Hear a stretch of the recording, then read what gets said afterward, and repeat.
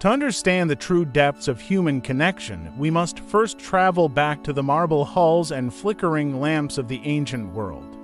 Imagine a life of perfect devotion where every social duty is met, yet a profound silence hangs between two people sharing the same space. She has given everything to her household and her marriage, but in the cold blue shadows of the night, she feels entirely empty. Her hands lie open and vacant in her lap. This is the paradox of ancient love. Giving without a foundation of self leads to exhaustion. The Greeks, however, were masters of the heart's taxonomy. They recognized that love was not a single emotion, but a spectrum of 6. First, there was Eros, the fire of sexual passion and desire. It was a flame that could create or destroy with equal intensity. Then Philia, the deep, soulful friendship. This was the love shared between equals, forged through shared values and intellectual pursuits. Storge represented the instinctual love of a parent for a child, a bond of protection and natural belonging that required no explanation. Pragma was the mature, enduring love of long-term couples. It was the patient compromise that allows a relationship to survive the decades. And agape, the highest form, a selfless love for all of humanity. It was the compassionate spirit of giving without expecting anything in return. But there is a 6th love, the one upon which all others depend. The Greeks called it Philautia, the love of the self. Philautia is not vanity or narcissism. It is the steady, honest attention to one's own soul, recognizing your inherent worth as a human being. Aristotle, the great observer of the human condition, believed that being a friend to oneself was the prerequisite for any true friendship. He argued that a man who does not love himself cannot possibly extend genuine affection or virtue toward his neighbors or his city. The philosopher posed a silent challenge to his disciples: if you are your own enemy, how can you ever be anyone else's ally?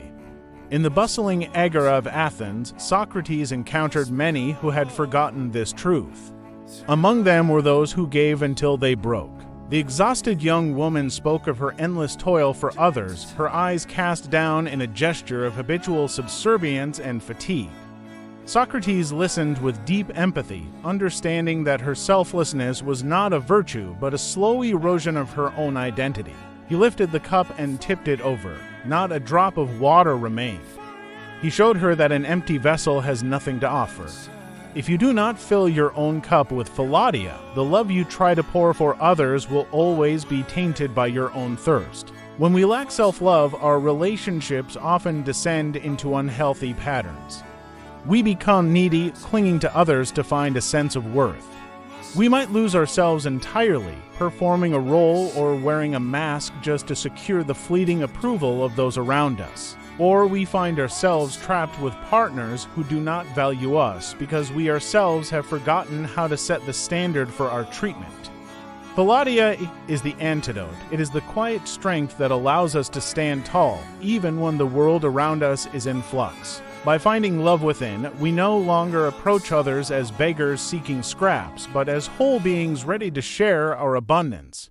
Ancient wisdom reminds us that the longest and most important relationship you will ever have is the one you have with yourself.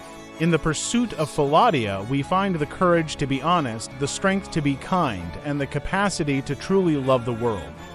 Let us honor the teachings of the past. To love another deeply, you must first learn to be a friend to the person in the mirror. In the ancient corridors of Rome and the sun-drenched stoas of Athens, a concept was born that defines our very existence: Philautia.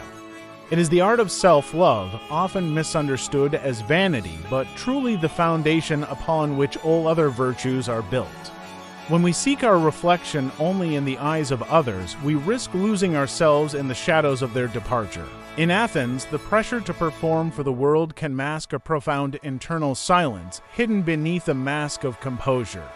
But when the audience leaves, the mask dissolves, revealing the raw vulnerability of a soul searching for its own recognition. Even the young feel the weight of this resignation, accepting a cold, stone-colored reality where external validation is the only currency. To find Philautia, one must step away from the noise and enter the sanctuary of quiet, honest inquiry. It begins with a single question: Who am I when no one is watching? What remains when the praise and criticism fade? She observes the simple object not for its utility, but as a mirror of her own fragile yet enduring existence. In this stillness, the tension of a lifetime begins to release. The jar relaxes, the heart opens to a new kind of truth. This is the fundamental internal shift the moment self-recognition replaces the desperate need for external confirmation. The path to Philautia is paved with 4 sacred practices. The first is to know oneself through radical honesty. To write our truths is to acknowledge our light and our shadows without judgment, documenting the geography of our own souls. The second practice is to treat oneself with love, acknowledging that we are imperfect yet whole. Instead of focusing on the cracks, he sees the history of the object. He views himself with the same practical, gentle assessment. We cannot pour from an empty vessel. The third practice is the necessity of filling ourselves first. He drinks deeply, honoring his own thirst before he considers the needs of the world around him. Only when he is replenished does he fill the cup for another. This is not selfishness, it is the ultimate preparation for service. Finally, we must learn to act on our own counsel. To stand at the crossroads of life and choose the path that resonates with our inner truth. When we stop asking for permission to exist, we finally begin to live. Choosing ourselves is the most courageous act of all. The journey of Philautia leads us back to where we started, but with eyes that see for the first time. She approaches the bronze mirror, not with the anxiety of a performer, but with the steady attention of a friend. She looks into her own eyes, finding a reflection that no longer depends on the approval of a passing crowd. In this golden reflection, the examined self finds its home. The search for external confirmation ends here. This is the triumph of the soul to look upon oneself and say, I am enough. This is the enduring legacy of Philautia.